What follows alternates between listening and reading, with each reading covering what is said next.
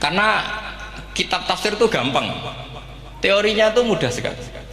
Misalnya al-ibratu bi umumil lafzi la bi khususis sabab. Itu sama dengan kayak kaidah fikih. Karena kalau kaidah fikih itu saya itu pernah dibisui kiai itu. Ini kisah nyata, dibisui kiai itu.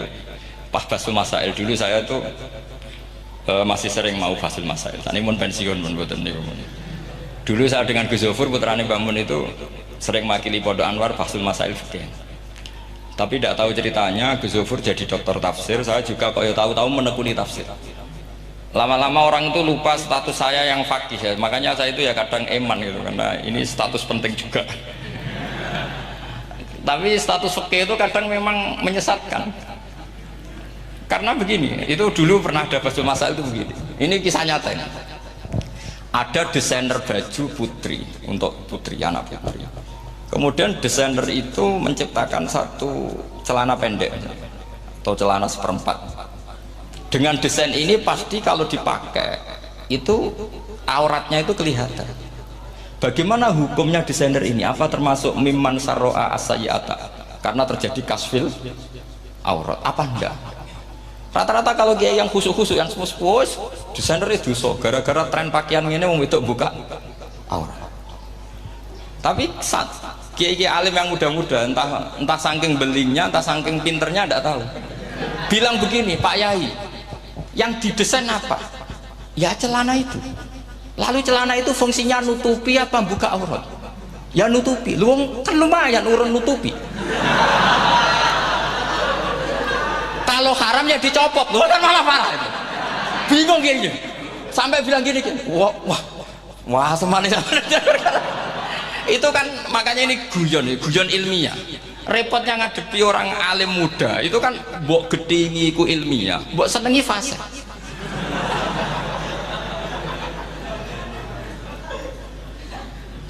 Ketika dia yang khusyuk tadi tak tanya, kalau desainer katok seprapat, paham ya? Dia coba yang celana dalam terlalu vulgar itu, paham ya? Nggak rok saja lah, rok mini misalnya, rok selutut. Sampean jangan ngeres ya, yang rok selutut misalnya. Rok selutut itu desainernya kena hukum haram enggak? Sampean jawab saja. Oh haram dari kiai sepuh karena dengan desain itu misalnya lututnya kelihatan. Tapi pertanyaannya kiai muda saya masih ingat betul, saya tanya. Lalu fungsi pakaian itu apa Pak ya? Fungsi itu kan tetap nutupi sebagian awal. Kalau Anda haramkan, barang haram itu harus dihilangkan. Nah, itu. Sampai kiai itu setelah acara itu manggil saya. Gus, kalau ngakoni jenengan alim tapi iki padha repoti. Padha repoti. Nak dalam itu kan terus itu ada perumusan di redaksi keputusan yang dijual itu yang masail fikihnya kan terus diputuskan dibukukan. Kalau redaksinya halal terus nanti orang pakai rok semua. Dan saya balik bantah, kalau redaksinya haram orang nggak pakai rok lah. Akhirnya itu apa? Kebijakannya lucu. Buak Gus, pertanyaan itu buak sak jawabannya oke. Jadi kita debat tidak jadi. Ini cerita ilmiah. Makanya sama tidak wajib anut saya ini terlalu ilmiah, jadi tidak baik untuk kehidupan kesalian kurang baik. Jadi ini, tapi ini ilmu. Tetap kaidahnya fikih ma la yudraku kulluh la yudraku kulluh. Jangan kalau tidak bisa nutupi aurat semua, lalu jangan sama sekali. Lagi kan kaidahnya kan gitu, ma la yudraku kulluh la yudraku kulluh. Misalnya Anda punya tetangga nggak mau pakai jilbab, nggak mau pakai pakaian muslimah, kamu tidak boleh bilang munisan rapambinan, tidak bisa. Ma la yudraku kulluh la yudraku kulluh la yudraku napa. Makanya ini kita harus hati-hati. Nah bayangkan sekarang orang meneliti Quran itu yutraku kullu. Mestinya kalau Anda meneliti radikalisme, ayat yang terkait radikalisme diteliti semua. Ternyata di surat Taubat yang disebut suratus Saif yang bahkan haram baca bismillah, itu ada ayat wa in ahadum minal musyrikin astajaroka fa'ajirhu hatta yasma'a kalam Allah summa ablighu makmana. Muhammad, kalau ada orang kafir mau belajar Quran sama kamu ya harus kamu pelajari hatta yasma'a kalam Allah. Setelah mereka mau belajar ya ablighu ma'mana, summa ablighu ma'mana. Kamu harus menjamin keamanan dia. Itu di surat Taubat, termasuk akhir suratin nazalat, gak mungkin terjadi mansuh. Tapi orang-orang ekstremis selalu pakai faqatulul musyrikin haitsu, apalan itu terus. Yang orang liberal yang menapani la ikraha fiddin. Ya sudah seperti itu. Sing orang-orang ora tegas, ora tau nahi mungkar, ya ma arsalnaka ila rahmatan lil alamin. Ngono terus. Yang kelompok tukang nahi mungkar ya ayatnya sampai nahi mungkar. Saya tuh heran, kenapa mereka punya masalah dengan hafalan kayaknya. Kenapa sih hafalannya kok pedot itu? Kita yang hafal semua bingung. Jadi akhirnya kita yang pinter anu sing goblok, karena saya tuh pernah loh debat sama orang salaf, debat gitu. Setelah saya mengutarakan sekian hadis, ada tuh Pak hadis tuh, waduh, harusnya kamu ngaji saya, ada debat tuh yang level, kalau nggak level tuh nggak boleh katanya. Kamu tuh kan ngeri. Makanya ini penting ya, kalau sampean tanya ingin jadi alim tafsir ya harus hafal Quran semua. Nah, kalau tidak mungkin yang nunggu orang semua mati baru Anda jadi ahli tafsir, karena tidak ada musuhnya. Tapi saya pastikan orang kafir pun bisa memahami Quran, yaitu tadi hatta yasma'a kalam Allah. Sayyidina Umar tuh masuk Islam tuh gara-gara dengar adiknya baca Toha, ma anzalna alikal qur'ana litasqa illa tadhkiratal liman yakhsha tanzilam mimman khalaqal arda was samawati ula ar-rahmanu alal arsis tawa. Itu dia ma huwa bikalamil basar, tidak mungkin seperti ini karangan manusia, itu tidak mungkin. Akhirnya dia Islam. Banyak orang Islam karena diperdengarkan Quran, karena memang notnya sudah unik, makna kualitasnya juga sudah unik, semuanya itu unik, indah. Sampai sekarang pun orang kafir itu orang paling tahu Quran. Makanya Allah mensifati orang kafir itu hasadam min indi anfusihim mim ba'di ma tabayyana lahumul haq. Sekarang sama saya tanya, orang sing tabayyana lahumul haq itu orang paham apa orang tidak paham? Mereka orang kafir itu mengingkari Quran, padahal mim ba'di ma tabayyana lahumul haq, setelah kebenaran nyata bagi mereka. Nyata bagi mereka artinya orang kafir paham atau tidak paham? Paham. Cuma mereka punya penyakit hasadam min indian. Mereka juga kalau ada ayat tentang ahkam yang memberatkan, mereka bilang i'ti bi Qur'anin ghairi hada au badil. Muhammad harusnya jangan tema itu yang diangkat, kok cari Quran yang lain yang enggak tema itu. Mereka sampai memilih tema itu karena paham apa karena tidak paham? Karena paham. Makanya di makalah saya pastikan ngaji tafsir itu gampang, karena orang kafir pun bisa. Kalau kasus Ahok itu bukan paham itu melintir, beda, paham sama melintir itu beda. Itu diterjemah kemenang tuh jangan mengangkat kawan orang Islam, bukan mengangkat pemimpin. Ya kayaknya kalau ngangkat teman saja tidak boleh, apalagi ngangkat pemimpin. Fatal mana berteman sama orang salah sama ngangkat. Saman kancanan maling ini jek apik nak menawa nang andani. Terus ngangkat, "Hei maling ke pimpinanku." Parah mana? Parah mana? Artinya sama saja ketika diterjemah jangan ngangkat teman.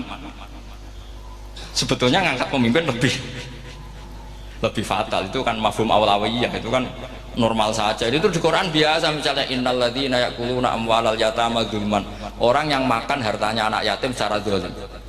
Kamu bilang, "Gus, saya tidak makan kok, sepeda motornya tak gasap, tak jual." Yang diharamkan kan makan. Wah, ya sarap kalau itu. Maknanya begini, memakan harta anak yatim artinya ifsad. Ifsad itu merusak. Nak ngono ikhraq, membakar atau mencuri sama dengan makan, bal asyad, malah kan lebih apa? Lebih apa? Dasar. Jadi yakuluna di situ tuh ba'dul amsilah, sebagian contoh min wujuhil ifsad atau min wujuhil ihlak. Jangan kok karena ayatnya makan, oh yang haram tuh makan, kalau nyuri gak apa-apa. Waya fata. Itu kan sama dengan santri geblek dikandani kiai ini, "Cung, kowe mbek bojomu jogeman naboi." Suatu saat istrinya lapor lagi, "Pak Yai sekarang tidak naboi tapi nyadui." Karena naboi itu pakai tangan.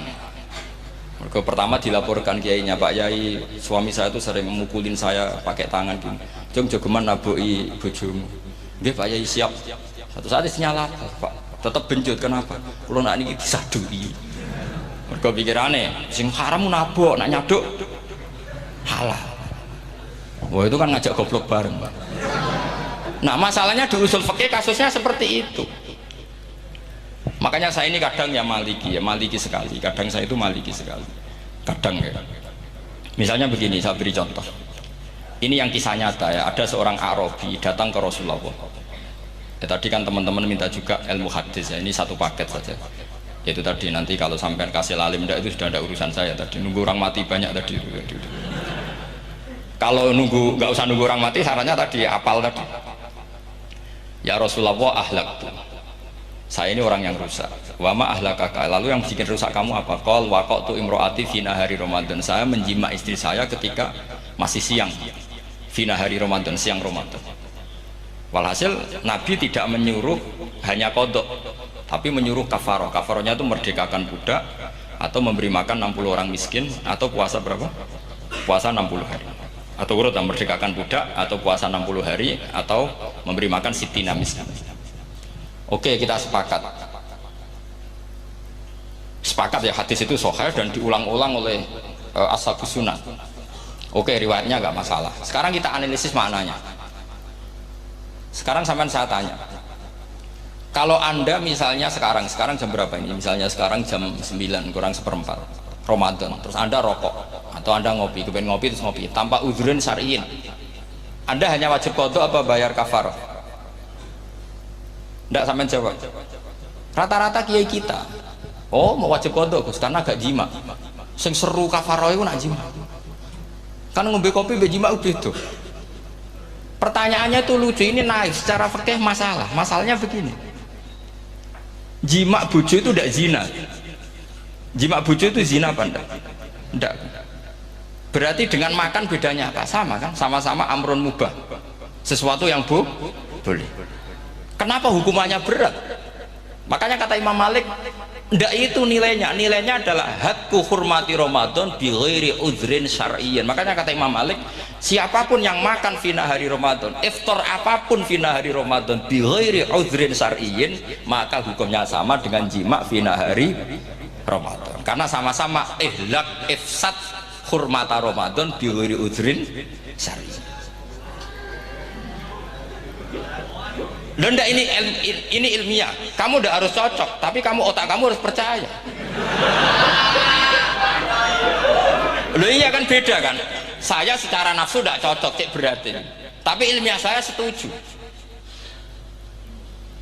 Kalau kiai ngandani itu kan pasti pakai badul amsilah, kan nggak mungkin semua contoh disebut. Cong penak. Kowe nak mlaku-mlaku jogeman delok wong wedok iku mari setan. Mboten delok, Mbah, nyekel. Lho malah parah to. Ndak bisa. Makanya ini masalahnya lafaz. Ini kembali ke Imam Syafi'i bilisanin arabiyyim. Ketika seorang kiai bilang, "Cung jogeman delok cah wedok," adalah mengungkapkan al-muharramat.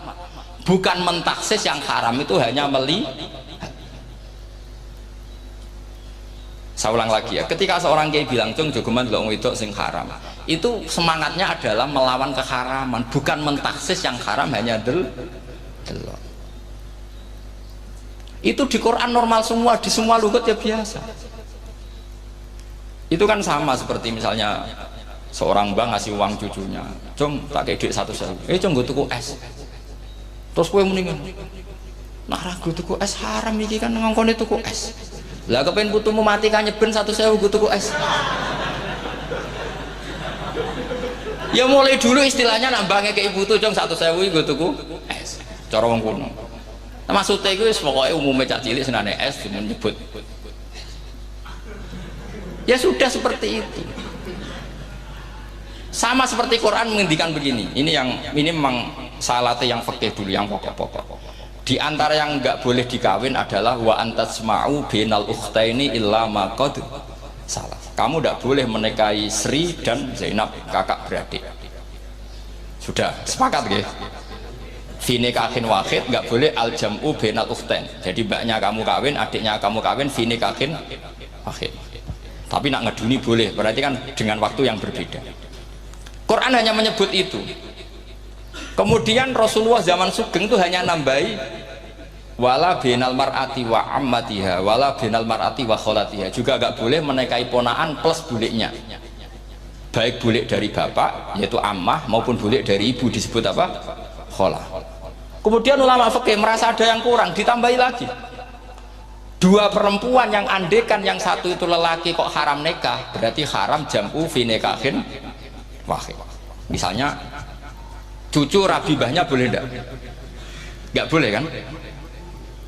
Berarti kalau sampai mengumpulkan cucu dan bahnya fi nikahin wahid juga enggak boleh. Tapi orang yang waras itu tidak akan nyalahkan Quran ketika tidak lengkap. Wa antasma'u binal ukhtain ila ma qad sal, ini tidak lengkap. Yang haram kan tidak hanya jam'u binal ukhtain, termasuk mengumpulkan cucu dan banyak, karena Quran nggak mau dengan logika tidak waras itu, tidak mau. Taruh saja orang itu rata-rata mbahnya kan umur 70 tahun, cucunya umur 17 tahun, kebayang nggak kamu nikahi sehingga adik kan boleh bareng, pasti kamu milih bareng. Makanya Quran hanya bakas wa antas mau final ukhtain, karena yang mungkin masih menggugah selera itu dua. Tapi kalau cucu sama mbahnya itu, kalau ada yang masih selera kan ya sarap itu. Tapi fikih sebagai kaidah tetap menerangkan termasuk yang haram jam'u adalah bainal mar'ati wajab dati. Paham sih maksud? Artinya ketika menyebut itu tidak jaminan merangkum semua hukum, tapi ba'dul amsilah. Fa'innal akila yaktafiya bi isyaratil ba'di, karena orang kalau punya akal diisyaroi sebagian sudah paham. Ini penting kalau aturakan, jadi ini penting. Nah bayangkan sekarang banyak gerakan-gerakan ahli Quran katanya tapi nggak memahami ilmu usul fikih. Quran ra ono ya wis, nang Quran ra ono cerita harame asu, nak ngono asu ya halal, ora ono Quran. Sing ra ono iku tekem ora Quran iku aneh-aneh.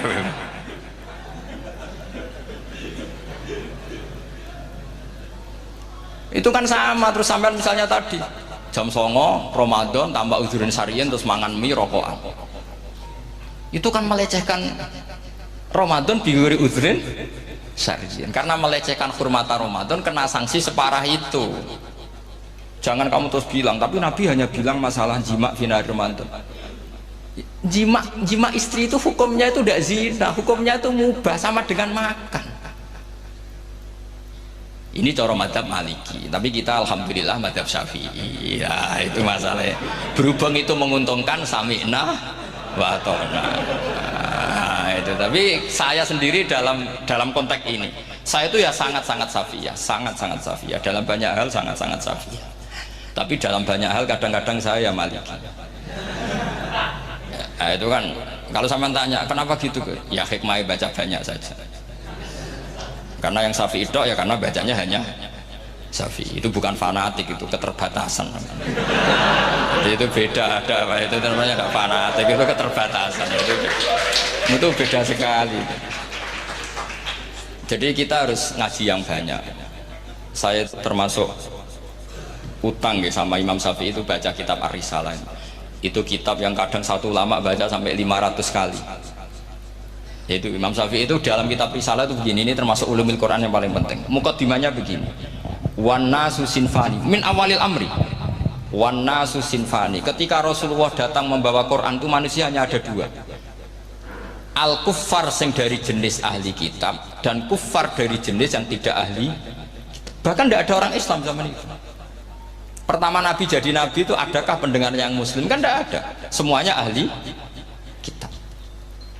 Makanya susah kalau Quran kamu analisis korbannya orang Islam itu, kata Ibnu Umar itu lucu. Dulu tuh mukhotobnya itu orang kafir, jelas kuliah ayuhal kafir. Ya ayuhan nasu butuh rabbakum alladzi khalaqakum, jelas orang kafir. Karena orang Islam nggak mungkin dikhatabi ubudu rabbakum. Makanya Imam Suyuti kalau nafsir itu ngeper ubudu rabbakum wahiduhu. Tapi kalau mukhatabnya orang Islam dawimu alal ibadah atau dawimu alat tauhid. Karena dia tahu kalau mukhatabnya orang kafir ubudu ya masih wahidu. Kalau sudah Islam kok dikhitabi ubudu mudawamah alal ibadah. Itu saking alimnya Imam Suyuti. Ini saya teruskan.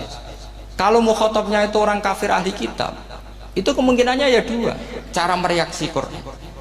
yaitu disebut lam yakunil ladzina kafaru min ahlil kitabi wal musyrikina munfakina hatta ta'tiyahumul.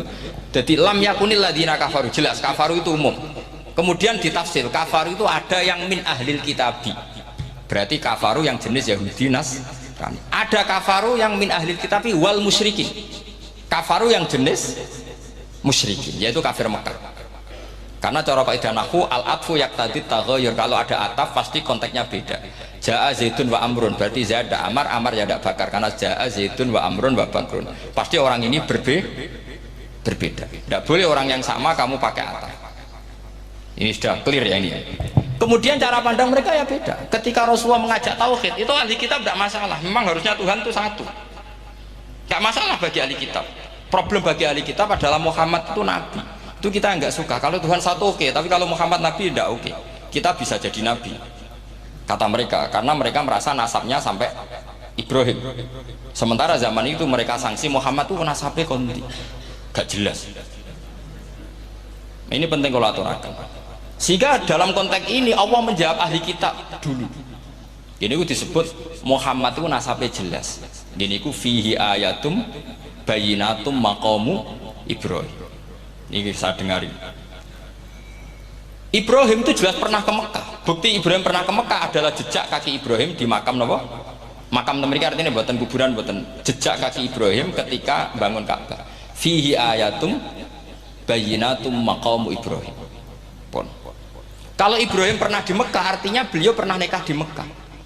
Paling tidak punya dzurriyyah di Mekah. Jadi Ismail dibawa ke Mekah. Jelas ayatnya wa idh yarfa'u Ibrahimul qawaida minal baiti wa Ismail. Ini dengar ini. Sebab itu saking alimnya berjanji itu beliau tahu betul masalah utama Rasulullah Muhammad adalah disangsikan nasabnya. Sebab itu kitab berjanji pertama cerita setelah dia alhamdulillah macam-macam awal manab tadi saat terus dia bilang wa ba'du fa'akul huwa Muhammad bin Abdillah bin Abdil Muttalib. Saat terus ya wabak itu wa Muhammad bin Abdullah bin Abdul Muttalib wasmu Syaibatul Hamdi Humidat Fisaluhus saniyah. Saat terus Ibnu Kusoyin, saat terus Sumiyah bi Kusoyin litakosi fi biladi kudu atal kosiyah. Karena dia tahu yang masalah bagi Rasulullah itu adalah masalah nasab bagi mereka loh, bagi mereka yang kafir. Terus beliau ngendikan ditutup wa adnanu bila raibin indadawil ulumin nasabiyah ila dabihi Ismaila nisbatuhu. Wah, jelas saya Adnan itu pasti puter cucu-cucunya Nabi Ismail. Karena orang Yahudi yang disoal Muhammad itu, kamu itu siapa? Kok tahu-tahu Nabi? Kamu orang Arab. Orang Arab itu tidak pernah ada Nabi. Yang Nabi itu normalnya orang Israel, yaitu turunan Yahudi, karena Yahuda bin Yakub bin Ishak bin Ibrahim. Akhirnya Allah membuktikan fihi ayatum bayinatum maqami. Bukti kalau Ibrahim pernah di Mekah adalah jejak kakinya di Mekah, itu dekat Ka'bah. Ini jawaban Allah yang tentang ahli kitab, karena sudah jelimet. Ada ilmu ansab, ada ilmu nasab, ada polemik kitab samawi.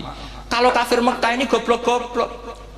Ketika Rasulullah pakai teori tauhid, orang kafir Mekah itu sangat gobloknya bilang gini, Muhammad, kita ini urusannya banyak, utang kita banyak, kasus sampai banyak. Kok Tuhannya satu itu tidak cukup? Yaitu mereka mengatakan aja'alal alihata ilahau wahida inna hadza la syai'un ujab. Bagaimana Tuhan hanya satu? Urusan kita banyak, masalah kita banyak. Tuhan nggak boleh satu, harus banyak. Sejumlah urusan kita. Ada Tuhan BPKB, Tuhan macam-macam lah. Ada Tuhan kredit, Tuhan kas, macam-macam lah.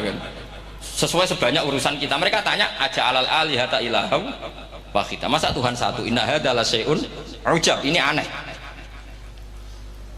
Tapi Rasulullah dengan sabarnya, kalau yang seperti ini Allah menjelaskannya beda dengan yang pertama. Karena tadi orang kafir itu bisa min ahlil kitab, bisa wal musyrikin. Lam yakunil ladzina kafaru min ahlil kitab. Ada yang wal musyrikin. Semuanya ini tidak pernah munfakina hatta ta'tiyahumul bayyinah. Mereka tidak pernah tercerabut dari pikiran mereka, dari mainstream mereka, sampai ada bayyinah. Bayyinah itu kejelasan kebenaran atau benar yang begitu jelas. Itu siapa? Rasulun minallah yatslu suhufam mutahhar.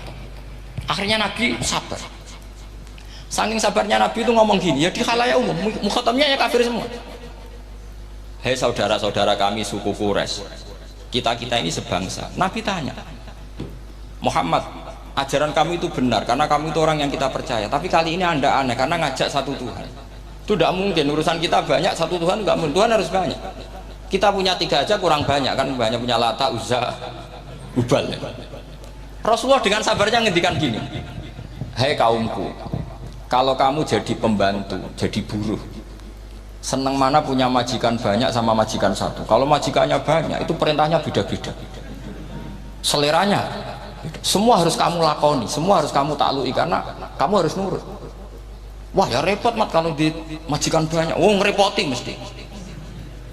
Rasulullah tinggal nimpali, Tuhan kamu itu majikan kamu, kalau Tuhannya banyak perintahnya ya banyak, seleranya beda-beda. Kamu bingung nggak? Wah ya bingung mat, ya udahlah mat satu aja. Akhirnya mereka masuk Islam. Nah itu disebut Nabi itu fatonah, punya kecerdasan artikulatif, kalau menjelaskan itu masuk akal. Nah itu disebut dorobawahu matalar rojulan fihi syuraka'u mutasyakisuna wa rojulan salamal lirojul hal yastawiyani masalah alhamdulillah. Nah ini penting, Allah membuat satu perumpamaan bagaimana ada satu pembantu yang punya majikan banyak, yang berbeda-beda seleranya, berbeda-beda perintahnya, dengan kalau hanya satu majikan. Apakah sama? Mereka jawab tidak sama, enak punya satu majikan. Begitulah Tuhan kamu harusnya satu.